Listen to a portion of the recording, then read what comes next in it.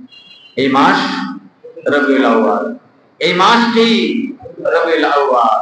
রাসূলের নামে মিলাদ করবেন, সিন্নি খাবেন, জিলাপি খাবেন, রাসূলের নামে বারবার বেশি বেশি সালাম দিবেন। এটাই দায়িত্ব শেষ না আরো আছে? এটাই শেষ না আরো আছে? মিষ্টি খাওয়া সুন্নাত, টুপি পরা সুন্নাত, দাড়ি রাখা সুন্নাত, জুব্বা পরা সুন্নাত, সালাম দেওয়া সুন্নাত, মুসাফা করা সুন্নাত, ডান কাতে ঘুমানো সুন্নাত, ডান পা আগে দিয়ে মসজিদে প্রবেশ করা সুন্নাত, বাম পা দিয়ে বের হওয়া সুন্নাত, টয়লেটে ঢোকার সময় বাম পা দিয়ে ঢোকা সুন্নাত, ডান পা দিয়ে বের হওয়া সুন্নাত।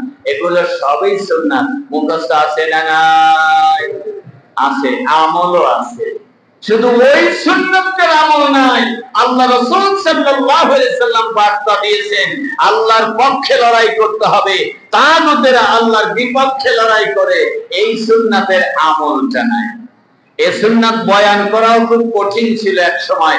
আলহামদুলিল্লাহ আমাদের কখনোই কঠিন ছিল না, আর কখনোই আমরা এ থেকে পিছপা হই নাই, হব না মওত পর্যন্ত ইনশাআল্লাহ। এই সুন্নাত আঁকড়িয়ে ধরে বাকি জীবন চলতে চাই। রাসূলের এই আগমন রবিউল আউয়াল আল্লাহ তাআলা আমাদের জীবনে বরকতময় করেন, আমিন। আল্লাহ রাব্বুল আলামিন ঘোষণা করলেন, ওয়াতাসিমু বিহাবলিল্লাহি জামিআ।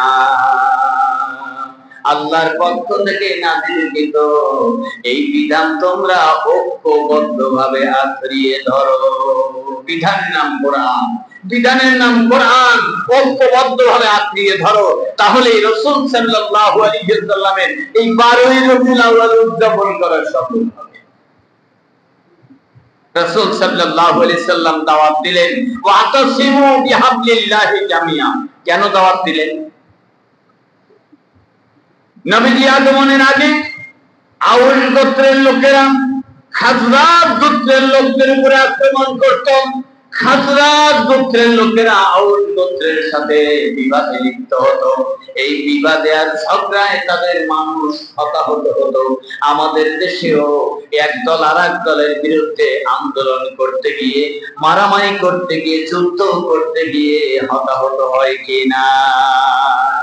হয় কিনা? আসতে বললেন যে হয় কিনা? এক দল আর এক দলের উপরে মারামারি করে কিনা? করে। এতে হতাহত হয় কিনা? হয়। মারামারি করে, হতাহত হয়। তার মানে আল্লাহ রাসূল আসার আগে আউস ও খাজরাজ গোত্রের লোকেরা, তারা ইসলাম চিনত না, জানতো না।